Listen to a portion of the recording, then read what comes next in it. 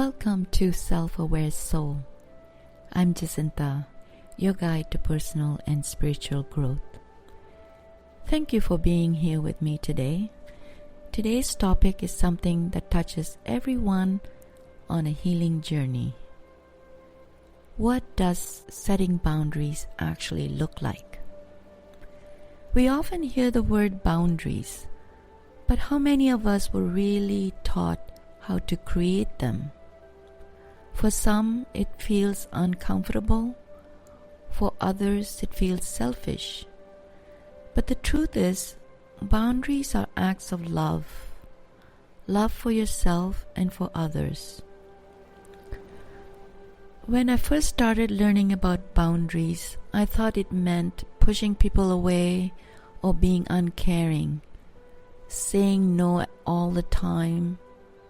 Then the feeling of guilt would set in, and I'll fall back into people-pleasing, trying to comply or being overly accommodating, thinking it was the right thing to do, or that it made me a good person. I remember a time when I was in an arranged marriage, raised in the culture I come from. The role of a wife or daughter-in-law was to be obedient. My feelings and well-being didn't matter. I was expected to serve, even if that meant being treated like a slave or a verbal punching bag. It took me years to understand that needing the job, needing the relationship, or needing to keep the peace doesn't mean I deserve to be disrespected. And if you're listening to this right now, maybe you've told yourself the same thing. Maybe you've stayed quiet because you need the paycheck more than you needed your peace. Maybe you've swallowed your words because speaking up felt too risky. I want you to know your well-being is not negotiable. Not for a job, not for anyone. But over time, I realized something deeply important. Boundaries are not walls. They are bridges. Bridges of respect and understanding. They say this is how I need to be treated to stay in balance. And that's a beautiful, sacred thing. Have you ever said yes when every part of you wanted to say no? Maybe you agreed to help, to listen, to show up, even when your energy was running low, and afterward you felt drained or resentful. That quiet heaviness inside is often your inner self whispering, I needed you to choose me. Boundaries are the way we start choosing ourselves. I've been there. Saying yes out of guilt, fear, or desire to be seen as kind. But the truth is, every time I said yes when I meant no, I was abandoning myself. And self-abandonment slowly erodes our inner peace. When we begin to honor our boundaries, we start rebuilding trust with ourselves. We remind our hearts, I matter too. If it feels comfortable, close your eyes for a moment. Take a slow, deep breath in through your nose.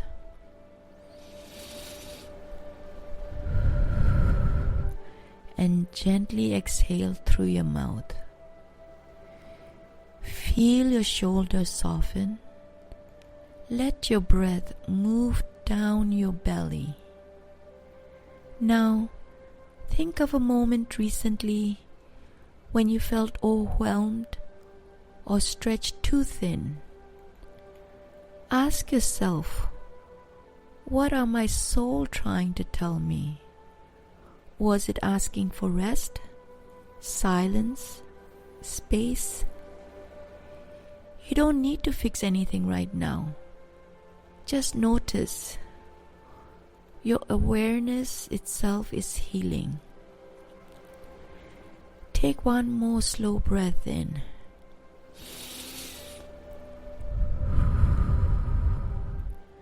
And as you breathe out, imagine releasing the pressure to please everyone. Setting boundaries can look different for everyone, but it often begins with small intentional choices.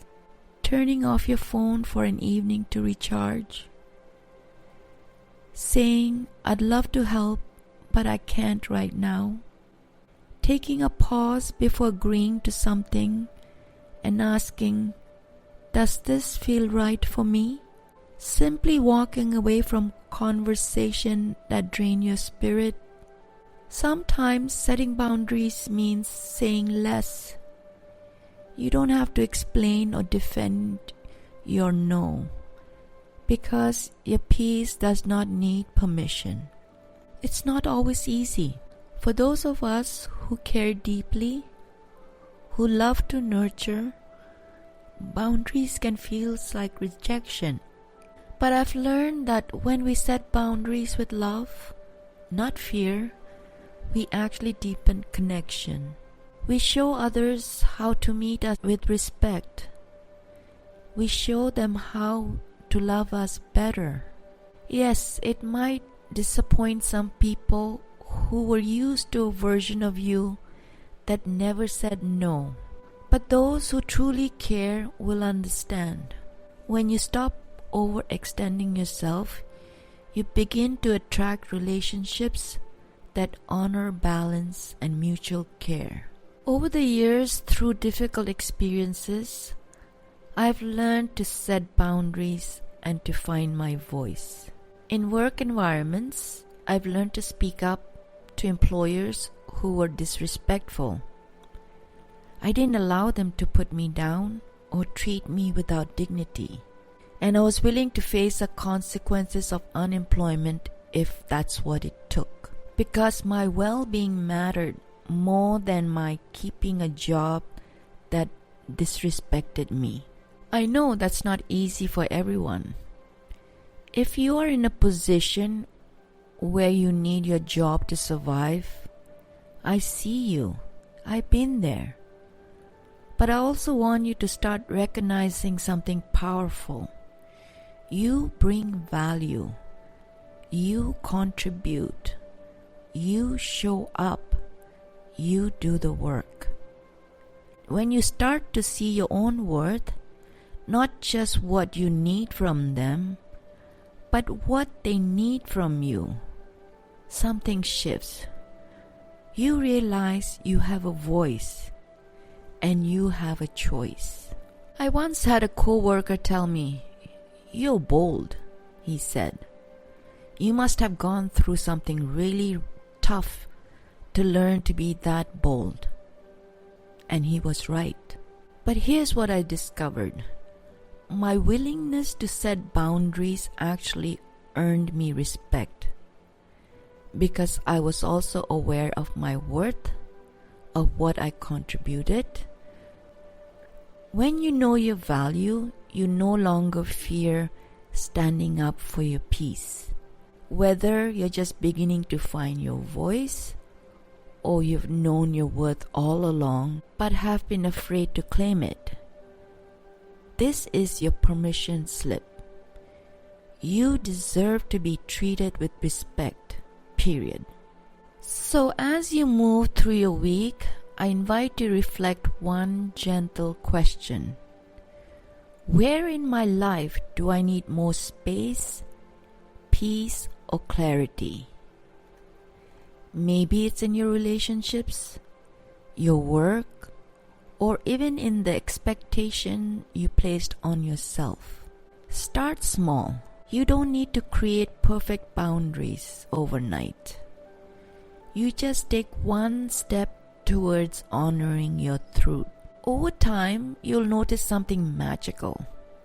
Your no will feel softer.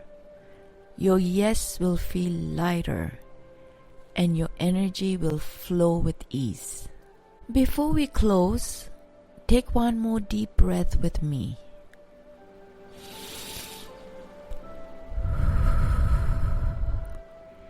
Place your hand over your heart and whisper to yourself, "My peace matters. My needs are valid. I choose to honor my truth." Let that affirmation settle into your being. That's what awareness feels like. That's what self-awareness feels like, coming home to yourself. Thank you for tuning in to Self-Aware Soul. If today's episode spoke to your heart, please share it with someone who might need this reminder too. You can connect with me on Instagram or YouTube at Jacinta Healing Arts, or visit my website jacintahealingarts.com for more healing conversations and guided meditation. Until next time, honor your energy, trust your boundaries, and keep your heart open.